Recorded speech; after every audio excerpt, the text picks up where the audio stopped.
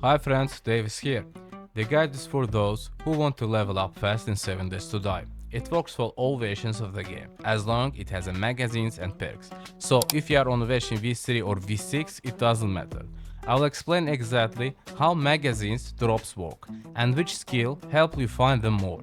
I will also show you how to spend your skill points and where to look for books. Let's start from the beginning. When you finish the starter quest, you get 4 skill points by default. So what is the most important thing early on? Damage skills, guns or armor? The right answer is none of them, and here's why. When you just start your survival, your main goal, besides food and water, is workbenches. Without them, you can't craft items. To get more fog ahead magazines, who is that? You need to spend just 1 skill point on this skill. As a result, you will find magazines such more often along with the 4 extra ones. This will let you quickly build a forge and do collector, a chemistry station and much more. You again, what you want from my workstations? I do whatever I want. It's my workstation. Oh. Let me teach you some manners, girl. Yeah, run away. This is the best choice. The next skill is Master Chef. This skill helps you find more food and water in loot. It also saves your resources and most importantly, cuts your cooking time.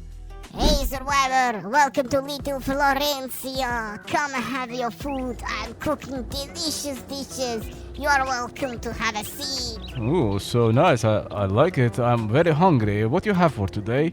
Delicious bombastic cooking pot. Just try it. You will love it. If you are having a hard time, you can install this mod. It lets you cook a sham sandwich without getting dysentery. To do this, you just need to find animal fat, cornmeal and a sham sandwich. Thanks to this skill, we have solved our second big problem, basic food needs. The third skill is Salvage Operation. This skill helps you to find tool magazines much faster. Thanks to this, you can quickly craft advanced items like workbench, grenades and electrical parts. Plus, you will find more tools and components. You will also get more resources when you scrap vehicle and machines. Thanks to this skill, we have solved another problem, fast progression. The next thing you need to focus is the armor skill. First, you need to choose your armor type, light, medium or heavy. If you want maximum protection, I recommend heavy armor. No matter which armor skill you choose, you'll find armor up magazines much faster. This will also help you to find more armor pieces and components. Plus, you will get great buffs. For example, armor won't slow you down as much and you will take less damage. This means you will need fewer medkits and have a better chance to survive. Our next strategy is all about getting every weapon type and their magazines. Let's start with the first perk, Dead Air. It helps you find more rifles, components, parts and rifle world magazines. It also boosts your rifle damage and weapon handling. The second perk is Boomstick. This perk does the same thing, but for shotguns. The main difference is that shotguns slow enemies down. You will need them in high level areas, plus shotguns ammo is easy to find. The third weapon perk is Machine Gunner. It doesn't the same for automatic rifles. This perk is a lifesaver because later on you will use the M60 machine gun. It is essential for high difficulty. It helps you find more rifles, tactical warfare magazines, ammo and parts. The fourth perk is Gunslinger. It does the same for pistol. It increases the drop rate for Handgun Weekly magazines, pistols, parts and ammo. It also boosts your pistol damage and reload speed. Tired of low FPS and constant slatterings in 7 days to die? Heavy weather, dense fog and useless grass physics are eating your performance? Meet Horizon FX, the ultimate lightweight performance boost mod. It completely cleans up heavy weather particles, optimizes fog density, disables laggy wind physics and boosts your FPS by 10-20 frames. No new world needed, no new game needed. You can install it on current save. It works for V1, V2, V3 and above. I'm using it for years without update.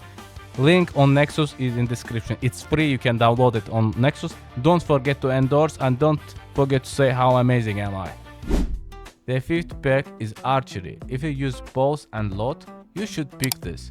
Bows will drop more often, deal more damage, and you'll find more bow parts and arrows.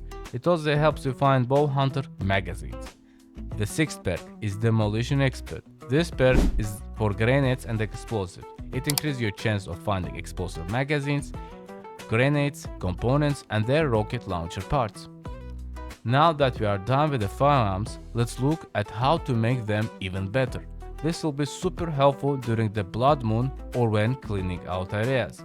You will need the perk, the Penetrator.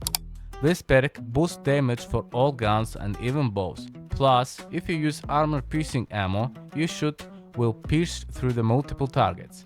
This will save you ammo and make you extremely deadly. You will need to put 2 points into this. Here are some extra perks you will need. First is Lucky Looter. This perk boosts the quality of your loot, makes looting faster, and most importantly, gives you a better chance to find rare item.